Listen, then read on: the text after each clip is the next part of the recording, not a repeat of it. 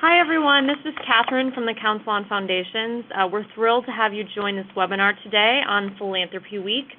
Just a few housekeeping items before we get started. First, please put your phones on mute if you haven't already done so, except for we will take questions and answers at some point, and at that point, remember to unmute your phone when you have a question. And second, we will be recording this webinar and we will be posting it on the Council's website. And along with the slides, and we will share that information with you afterwards. And now I'm going to turn it over to Sue Santa to get the webinar started. Good afternoon, everyone. This is Sue Santa, Senior Vice President for Public Affairs at the Council on Foundations. And I wanted to thank all of you for taking the time to join our for Philanthropy Week in Washington 2014. I honestly can't believe that Philanthropy Week and Foundations on the Hill are less than 2 weeks away, and we're extremely excited to be seeing you here in D.C. very soon. So to kick off the webinar, I'm going to quickly review for you who is going to be speaking today and the roles that they're going to play, and then I'll be turning it over. So first off, you're going to be hearing from Matt Dolan, who's with the Federal Policy Group, and Jane Fitzgerald from Aiken Gump. They are our Washington, D.C.-based political consultants who are going to be giving you an overview of what's happening in Washington right now. Matt and Jane, I'll be coming back on to talk with you all, as will Sean Walsh and Becky Fleischer from Navigator Communications, and we're going to be going over more of the logistics and communications plan for next week. Now, before we move into Matt and Jane, everybody, you could please put your phones on mute while we're having the presentation. We will be taking questions from the group, and we look forward to hear what you have to say. As always, if you think of questions after the call is over, or if we don't happen to get to your question today, please feel free to email those questions into us, and we will get back to you as soon as we can. So now, without further ado, I'm going to turn things over to Matt Dolan from the Federal Policy Group, who's going to give us a brief overview of what's happening in Washington and what we're going to be seeing in the weeks ahead as you join us here in Washington. And again, one final time, just if your phone is not on mute, please put it on mute so that we don't get any background disturbance. Thank you very much. And Matt, the floor is yours. Well, thank you very much, Sue, and thank you all for joining us today. It really, and frankly, to the surprise of many of us, it is proving to be a rather exciting and active time on the tax policy front. It is very timely that we're going to be convening Philanthropy Week in Washington, and we're looking forward to seeing a lot of you here in Washington and to meet with the members and staff and hear about what is going on. In fact, a lot is going on, and Jane will address some of those points. I'm sorry, Matt. I'm just going to interrupt you for 1 second. If we could just ask everyone to make sure that their phone lines are muted. We're getting some background noise. Sorry about that. Thanks, Matt. No, that's quite all right. Again, we're excited about everyone coming to Washington, and it is very timely. This is an active time. There's a lot of changes going on, and tax policy is very much front and center. As it happens, this week, Congress is gone on the President's Day recess. However, it looks like when they're coming back, they're really going to hit the ground running with some tax policy issues. And in particular, there is a growing notion that Ways and Means Chairman Dave Camp, that's the committee in the House side that has jurisdiction over all tax policy matters, he is pushing very hard to go ahead and release what he would present as a comprehensive tax reform package. It is somewhat difficult to overstate the importance of what he is doing, although most of us expect that the House, let alone the Senate, will not wind up acting on tax reform this year. If Chairman Camp does follow through, and right now indications are that there is a very strong chance he will follow through on his intention to introduce or at least to release as opposed to formally introduce as a bill, to release a complete draft tax reform bill. If he does so, it is going to lay down a marker for where he believes tax reform should go. He will probably go to some lengths to present it as his personal view and not as representative of House Republicans generally, but the fact is he is the chairman of the Committee of Jurisdiction. He is the lead Republican on tax policy issues, and certainly the press, quite rightly, will report on whatever he releases as a Republican plan. Now, what he is seeking to do, and I expect if he goes ahead and releases a bill, he will meet his goals, is he's looking to have a bill that reforms the corporate side, reforms the individual side, and does so in a manner that is both revenue neutral and distributionally neutral. Now, the revenue neutrality is exactly what it sounds like. It means that the tax code would raise the same amount of money as it is projected to do under current law, no more, no less, within obviously a very small margin of error. And distributionally neutral, which in some ways is the more problematic goal, is to ensure that people at each income level continue to pay the same share of taxes under the revised plan as they do under current law.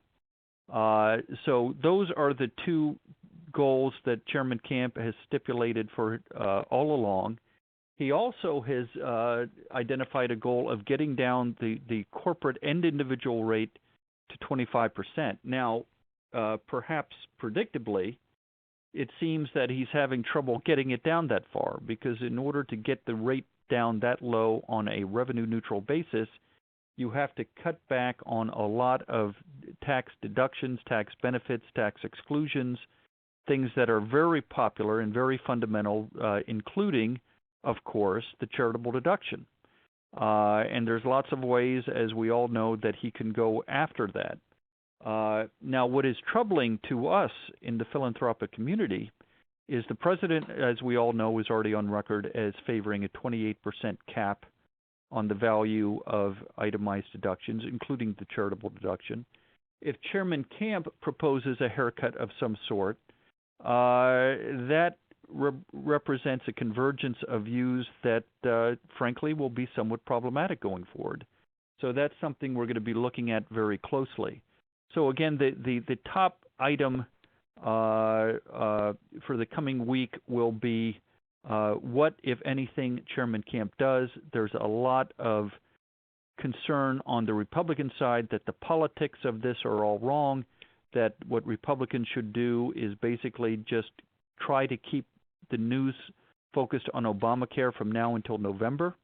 It is not yet entirely clear whether Chairman Camp, who does want to release a bill, will be able to overcome those political concerns among the Republican caucus generally. But again, right now, the indication seems to be that he's going to go ahead and release this plan.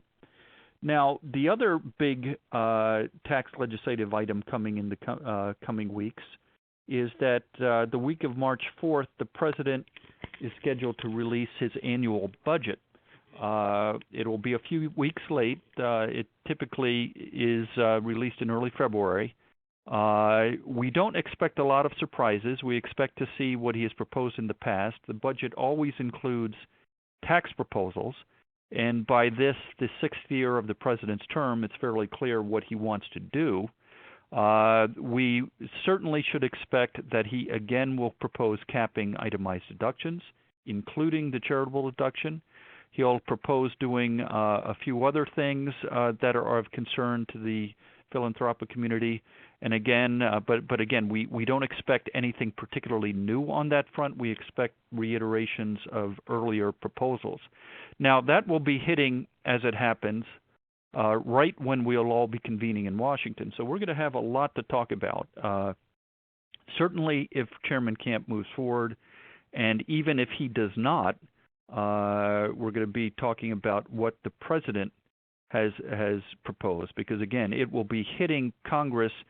It looks like literally the day we convene in Washington. So it is a very active time, and the next 2 or 3 months in particular are going to be very, very busy.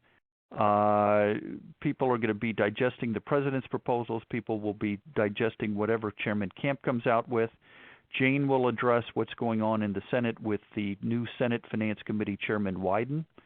And so we expect that, again, from March, April, May, it's going to be a very busy time. At that point, after the Memorial Day recess, certainly by the end of July, things will begin to shut down pending the election. As we all know, it is an election year. The Senate in particular is widely, and in my view correctly, viewed to be in play. The most prominent statistic, to spare you the race-by-race analysis, but Republicans need 6 seats to win a Senate majority. There are 7 seats Democrats are defending in states that Governor Romney won in 2012. So the Republicans feel fairly good about their chances. How that affects tax policy, again, that means whatever that their Congress will basically, as the election approaches, probably back away from legislative activity. Members will want to get home to campaign. But again, what will be done in the next 2 or 3 months, beginning with next week and whatever Chairman Camp chooses to do, is going to be very, very consequential, not just for the remainder of this Congress, but looking ahead for when tax reform is enacted. And even though it looks unlikely this year, the fact is there will be tax reform because there has to be tax reform. There is just so much wrong with the code. And frankly, we are due. Historically, the tax code is rewritten about once a generation. It is now going on upwards of 30 years since it last was done, and so we do expect it to be done fairly soon. So I'm happy to address specific issues, the charitable deduction, the IRA rollover, C4s, et cetera. But I know Jane is going to provide a little bit more color on those issues, and perhaps I would just defer to Jane. And I think Jane and I and Sue and others would be happy to provide further detail in response to any questions. Thanks so much, Matt. Really appreciate your insight. I know it's interesting how there's going to be so much going on in the next couple of weeks. It's sort of a little fortunate timing on our part, I think. I'm now going to turn things over to Jane Fitzgerald. And Jane, I think you're going to go a little bit deeper onto some of the issues that are specific to foundations. Welcome, Jane. Okay, Sue, thank you very much. Thank everyone who's joined the call and who will be joining us the first week of March. I am going to focus in a little bit more depth on these issues. I thought I might give a couple comments on what Matt has presented with respect to what we expect. I totally agree with him that we expect something next week from Chairman Camp. It's going to be legislative text, as Matt's indicated, not clear that he will actually introduce it or what he will label it as, a discussion draft, a staff draft, a chairman's mark. We understand that there is an expectation that additional hearings will be held on that as the months progress, the weeks and months going forward. And Matt's laid out that these months coming up will be months full of activity, whereas by the time we get to July, August, Congress will be shutting down, usually will be shutting down for elections. But we understand there will be additional hearings. The chairman himself has counted that he's already held in the vicinity of 30 hearings on tax reform, but these hearings will focus more specifically on his actual legislative text, which, as Matt indicated, will include both the individual and corporate sides of reform. Matt's pointed out the difficulty in reaching some of the parameters, reaching the numbers with the parameters that the chairman has set forth, and I just want to dive into that just deeper because I think it may make some difference going forward. We understand that in addition to the regular way of scoring, sort of the regular static way of scoring this bill for revenue loss or pickup purposes, that in addition, the chairman will be asking the staff for a so-called dynamic score.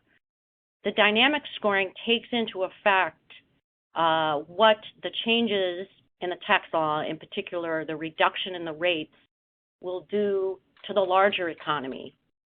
And generally speaking, what happens when that score is done is that there will be some revenue pickup because of the growth effects with the reduction of tax rates. When that score comes forth, it's probably going to be a better score for the chairman than the regular static score. And the reason that this, I think, is important to us is that it puts less pressure on some of the preferences, the tax expenditures, including our own charitable deductions. So I think it will be important to keep our eye on that score. I agree with Matt that the combination of Chairman Camp as the Republican chairman of the House Ways and Means Committee and the president's budget coming out when you folks are all here the first week of March, and the potential for having either a haircut or that cap, which I guess we could characterize as cap, that begins to put us in a bit of a box, at least with respect to the administration and the House. So moving over to the Senate, I think we have some good news on the charitable deduction over there. As Matt indicated, we have a new chairman of the Senate Finance Committee, which has jurisdiction on the Senate side for writing taxes. Chairman Wyden succeeds Chairman Max Baucus, who had made quite a bit of progress on tax reform, issuing a number of discussion drafts before he was appointed and approved to be ambassador to China. Chairman Wyden has a history, as some of you may know, on tax reform already. Members of Congress have actually put together a comprehensive tax reform package. He's not introduced it in this Congress, but he has in the prior two Congresses. Last Congress, it was S727. And an interesting fact about his bills is that they've been bipartisan, most recently with Dan Coates of Indiana. He also has Senator Mark Begich of Alaska on the last version of this. The good news for us is that those tax reform bills have not touched the charitable deduction. And in fact, Chairman Wyden, back in December, spearheaded a letter along with Senator John Thune, Republican on the Finance Committee, indicating their support for keeping the charitable deduction, keeping the full value of the charitable deduction as it is under current law. And I, in fact, just spoke to Senator Wyden last week about that letter, and he himself said he thought it was a very important thing to have done, to get that letter out there. There were 33 signatories in the Senate. That's quite a lot. Typically, letters in the Senate don't get as much as a third of the Senate. So I think we do have some good news on the Senate side with respect to the status of the charitable deduction. Where Senator Wyden is going on tax reform right now, he's indicated that he wants to wait on comprehensive tax reform to see what Chairman Camp and the Republicans in the Ways and Means Committee and the Republicans in the House are going to do on tax reform, what they can do, what progress they can make. However, while that's happening, he has indicated that he too will undertake to conduct hearings, probably on some of the Baucus discussion drafts, perhaps even on the Camp, the old discussion drafts, or the new comprehensive reform package that we expect to be unveiled next week. He may even hold some hearings on his own proposals of the bills of the past. So he will be active in that regard, but doesn't expect to be putting together a new package or issuing a comprehensive draft until he gets a feeling for what the House side is going to do. In addition, during this interim period, there are a set of provisions, tax law provisions, that expired at the end of 2013. One of them is very important to us, which is the IRA rollover. He has indicated that extenders are one of his priorities. he is polling his members and will also sit down, his members being the Democrats in the committee, but he will also sit down with his ranking Republican member, Orrin Hatch of Utah, to see how they want to proceed on extenders. He's offering up perhaps even a markup within committee, sort of regular order in the Senate, something we haven't seen in either the Senate or the House very often this Congress. But he has indicated he thinks all of this should have been,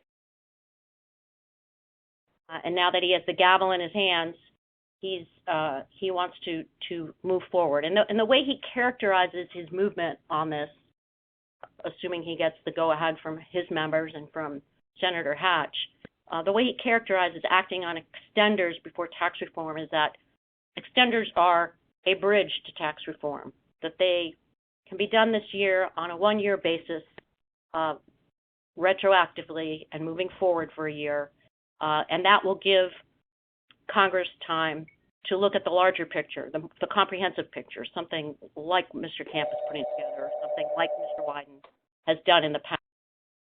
Go ahead. He has indicated, just because we have somewhat of an interest in this as well, that they might make a few changes to the extenders. I don't know how hard to assess how real or feasible that is, given that there's only going to be a one-year extension. But we do have an interest in that because we'd like to see the rollover bill expanded, much in the way that Senator Schumer's rollover bill, S. 1772, makes permanent, takes off the $100,000 cap, and further liberalizes the IRA rollover. I think any expansions are going to be hard to do in the context of a one-year extension, but it's something that he's talked about, so it's something we should watch and follow up on with him. And then I guess the one other issue I'd like to talk about, because both the tax writing committees, and in addition, the oversight committee in the House are looking at this government oversight, is the 501c4 investigations of the targeting by the IRS, and then subsequent to that, the issuance of proposed regulations to provide additional guidance in the social welfare organization area. So one thing to report is over on the House Ways and Means Committee last week, they favorably reported H.R. 3865, which is Chairman Camp legislation to freeze the ability of the IRS to move forward, IRS and Treasury to move forward with the C4 regs for a year. I've asked the staff what the committees plan to do during that period, and as I understand it, the investigation, there's an expectation that these investigations will proceed. There's material. I know Chairman Camp at the IRS oversight hearing 2 weeks ago attended the hearing, saying he hadn't received all that he had requested in order to complete the investigation. So this legislation that was reported is intended to give the Congress a chance to complete these investigations and report on what they found. Not clear to me that there would be legislative recommendations, and as far as we know, this comprehensive tax reform package that's coming out next week from Chairman Camp does not have any 501c4 changes, or at least as of now doesn't. But that's an issue that continues to be obviously of interest. I would expect the House would pass this bill, and then I would expect over on the Senate side that it would be ignored for the time being. But the Finance Committee itself is conducting the same sort of investigation. There had been some hope that before Chairman Baucus left that report could be issued. But again, they haven't gotten all the information that they want from the IRS, so their study is not yet complete. So I expect we will see that going on for the months leading up, most likely up until the election, I would say. So I guess I will stop there and hand it back to you, Sue. Thank you so much, Jane. And I just do want to remind all of our participants to mute your phones, please. There does seem to be a little bit of background noise, but we certainly could hear you, Jane. Thank you very, very much. I just want to make a comment on the C4 regulations. The comments are piling into the IRS. The council itself will be posting comments, but the comments so far are in the tens of thousands, 25,000, Catherine is telling me, to the IRS, and many of us have not even sent ours in yet. So it's an interesting issue, but not one that I think will necessarily come up when we're all here for Philanthropy Week, but I think, something we're keeping an eye on, and we'll certainly have materials for everybody in case you're asked questions about that. What I'm going to do now, I think, Matt and Jane, is I do want to see if there's anybody among our listeners who have any questions for you on the information you just delivered while it's still fresh in our minds. So I'd like to open the floor.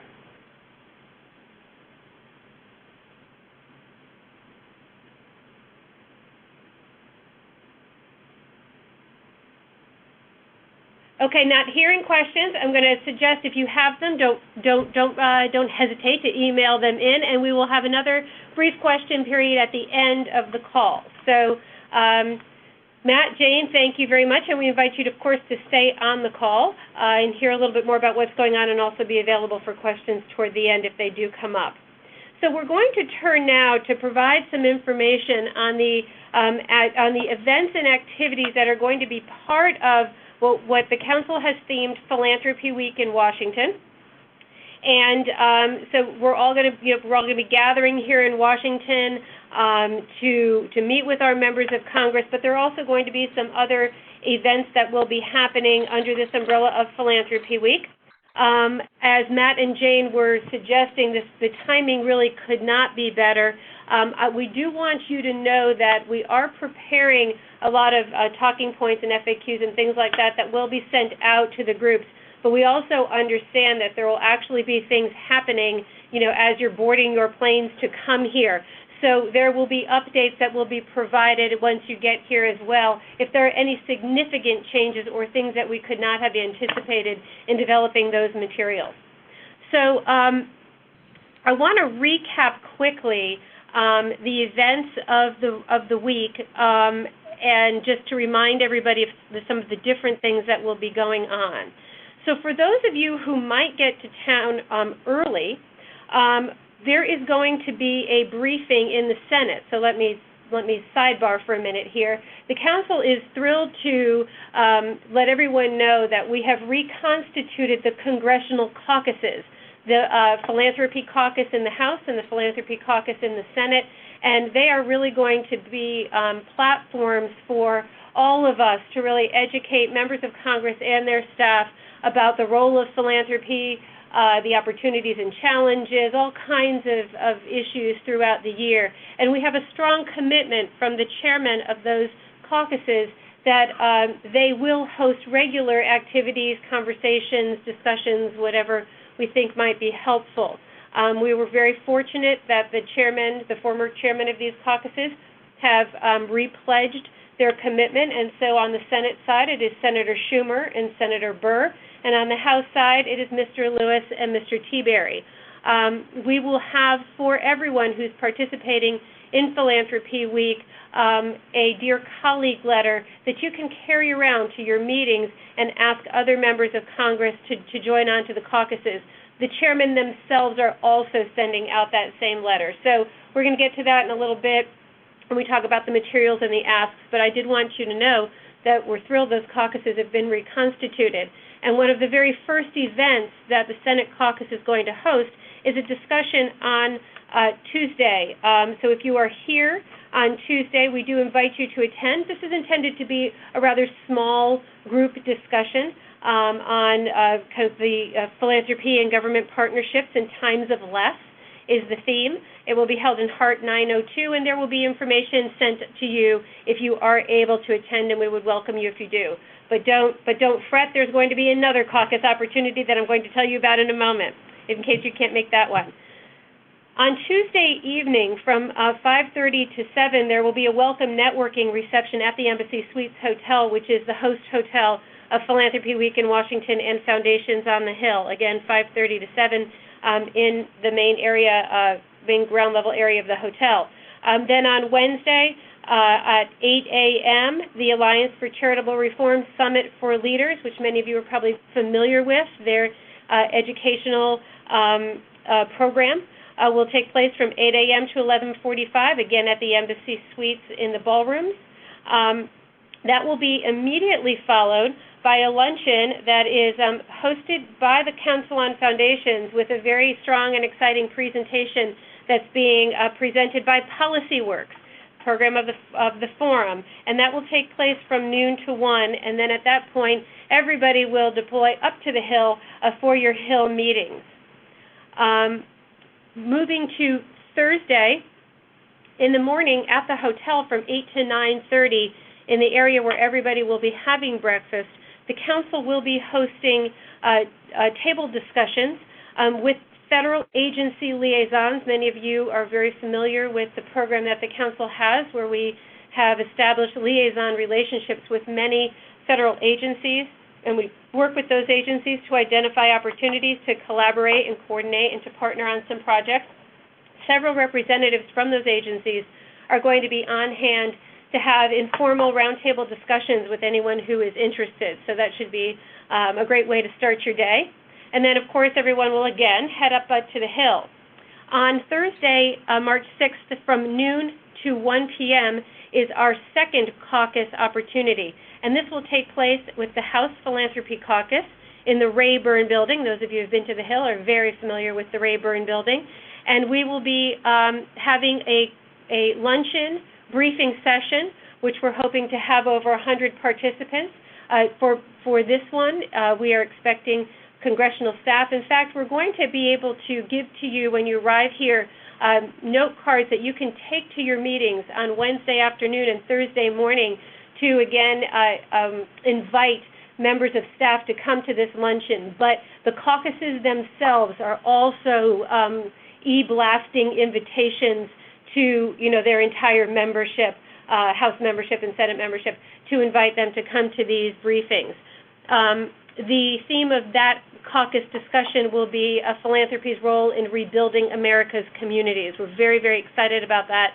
Frankly, very excited about both of these caucus briefings because we think it adds a whole new dimension and layer to the programming around Foundations on the Hill and Philanthropy Week in Washington. And then you'll all head back to your meetings, and probably many of you will be getting on planes later that day.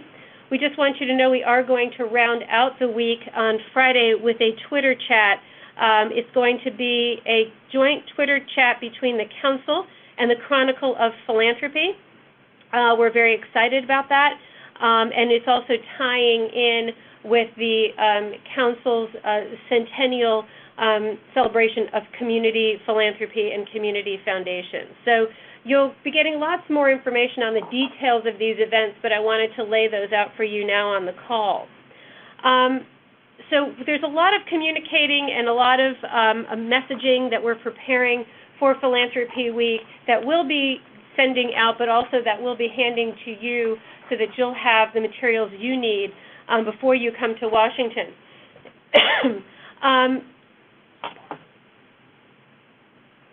As I noted, there's likely going to be some last-minute developments, so don't fret that you won't have the most up-to-date materials. No matter what we send you, we certainly will have updates right before you come. Thank you. We certainly want to be sure we're speaking in a unified voice and breaking through a really crowded field of pressing issues that are before Congress.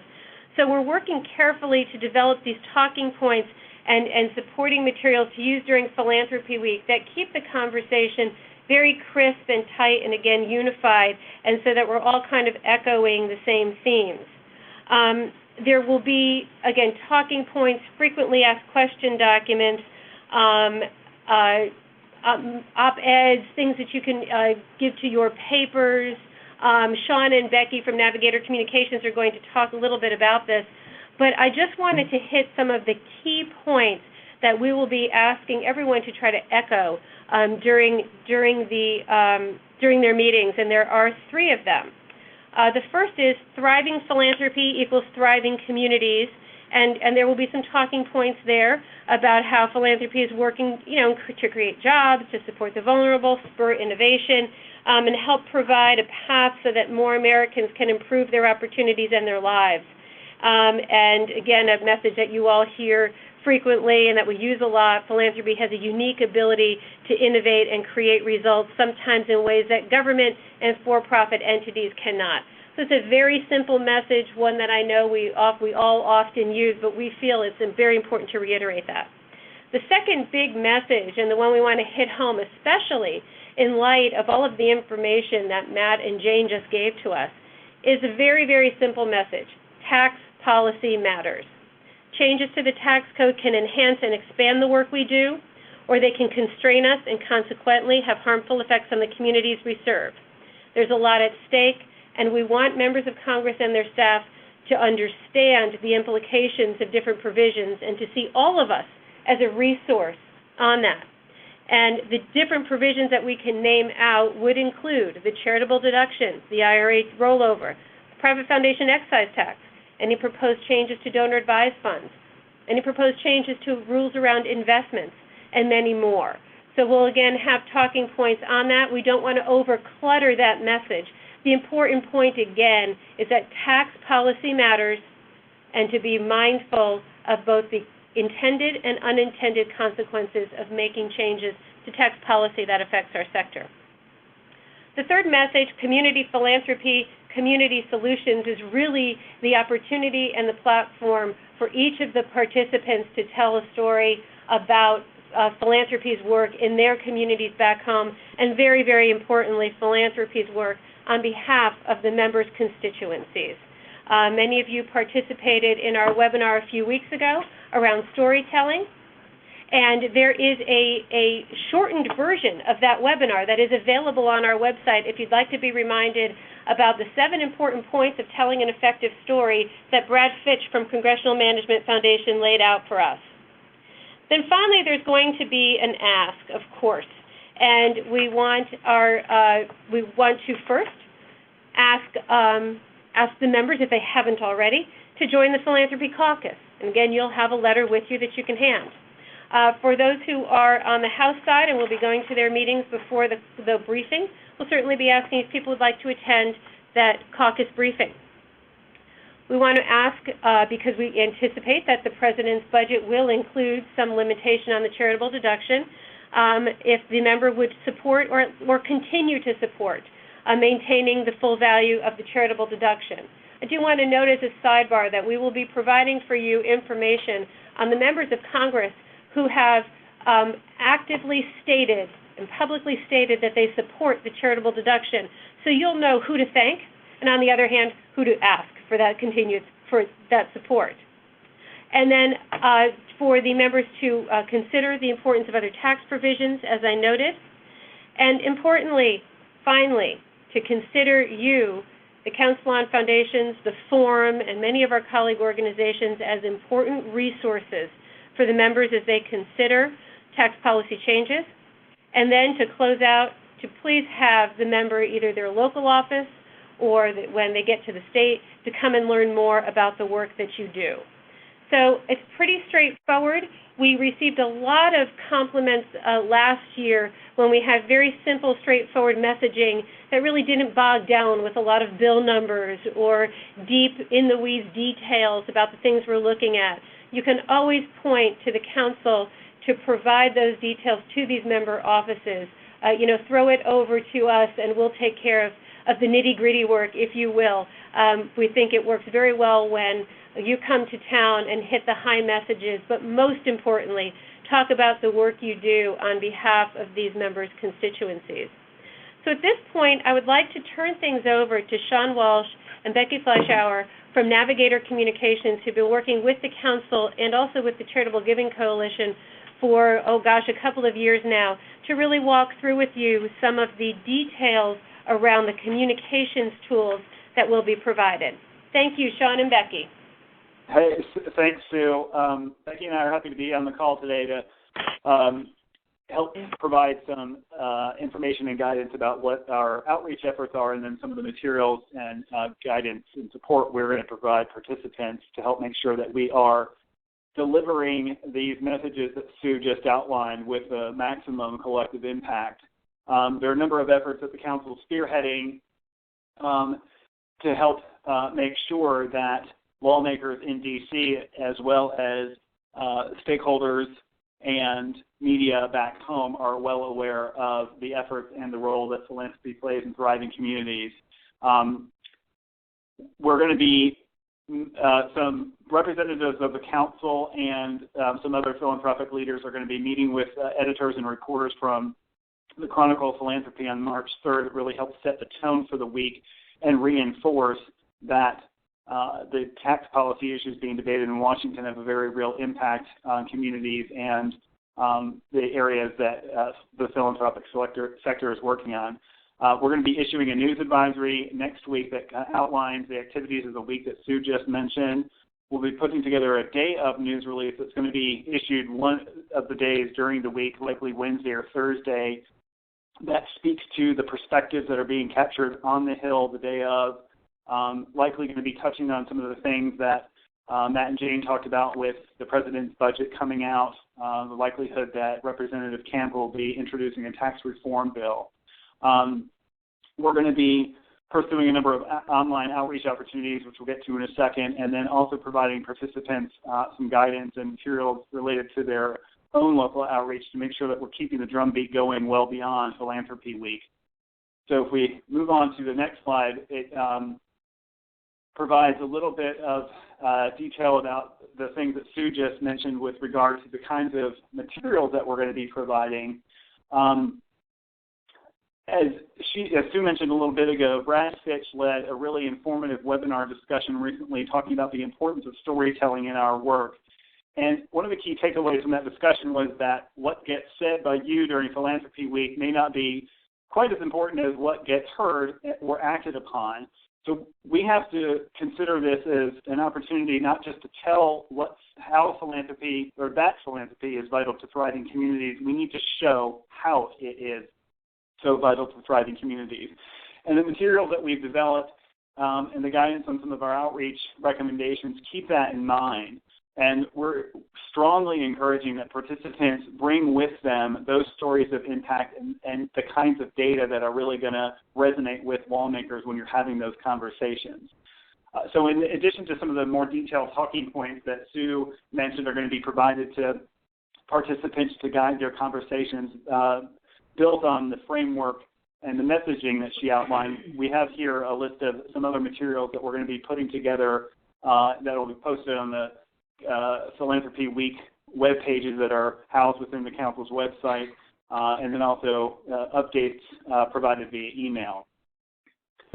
So you can see here we'll have the talking points, frequently asked questions, which basically they cover the waterfront and allow you to speak with authority on some of the key issues that may come up in your conversations. Local outreach materials for you to let folks in your communities know that you're participating in this effort and what's at stake. So, again, those materials will be posted on the website, and we'll be providing updates via email or on-site when you get here to Washington. Moving along, the online opportunities are another area that we're going to be pursuing during the course of Philanthropy Week.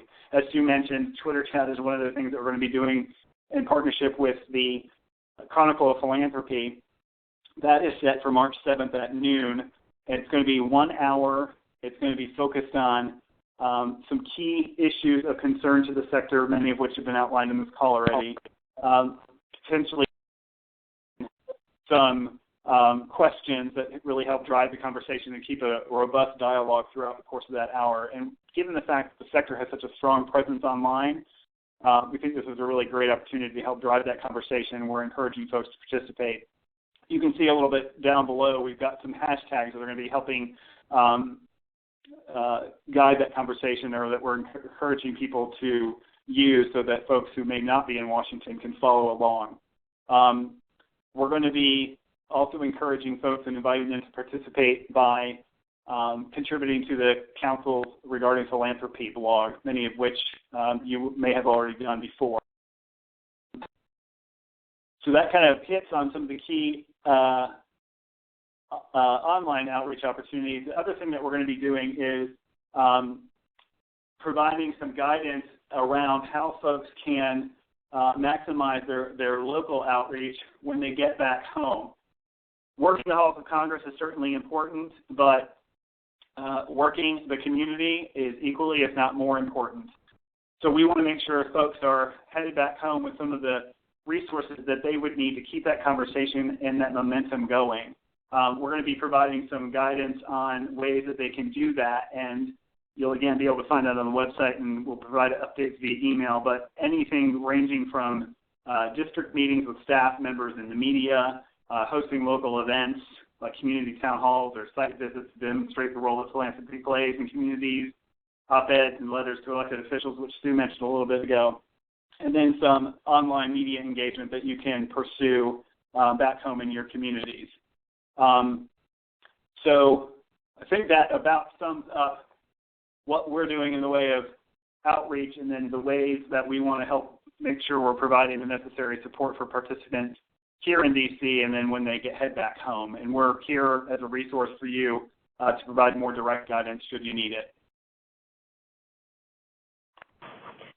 Sean, thank you very much for giving us that overview. I hope everyone on the call can see we have a lot of different materials that we're getting prepared for you that you'll be seeing here very, very soon. But I also want to add that if you have or would like to pursue opportunities to, Sean may have mentioned, place an op-ed in your local paper or write a blog for your website or anything like that, and you feel you just need a little extra help with that, please do not hesitate to reach out to us here at the Council, and we will loop you together with Sean and Becky, as well as with the help from our own communications team here at the Council to give you a hand with that.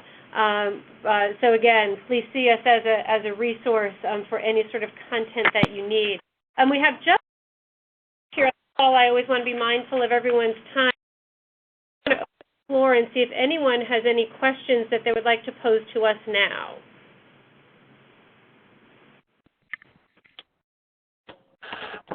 Hi, Sue.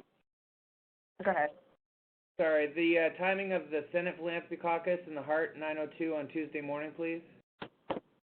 Yes, sure. Senate Philanthropy Caucus luncheon will be from noon to 1 p.m.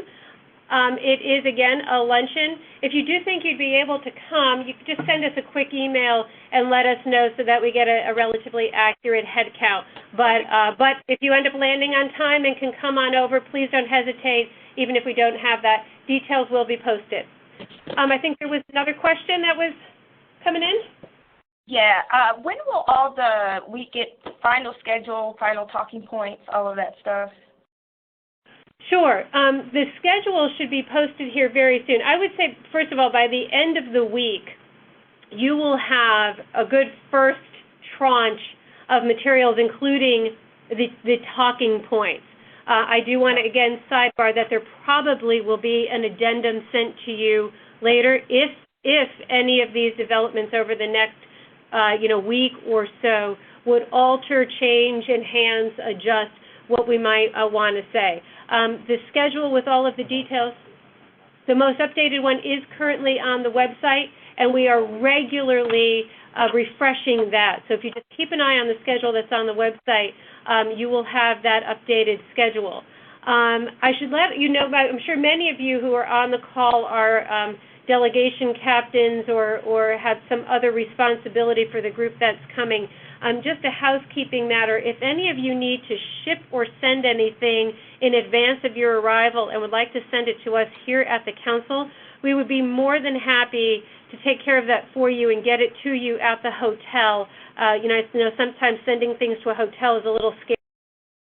Had boxes lost and put on trucks, and I once had a big banner put on a cruise ship that went out to sea. But at any rate, if you put any of your boxes to the attention of either Tim Huber or Brian Horn, they will make sure that those materials get to you.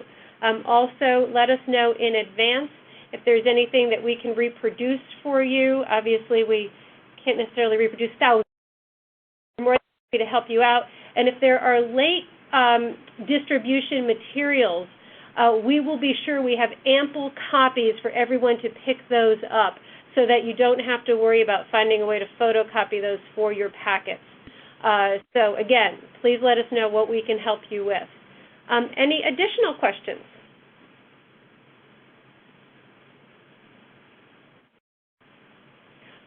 Great. Well, please, everyone, keep us posted. Send us emails if you're having concerns. Think something after this. Washington Snapshot. We'll have in there a special edition of Washington Snapshot that will go out during Philanthropy Week. So we may be seeking some on-the-spot quick comments and interviews with you so we can do some, reporting on what actually happened during Philanthropy Week. Again, everyone, thank you so much. We are so looking forward to seeing you the first week of March. Don't hesitate to contact us, and safe travels. Thank you.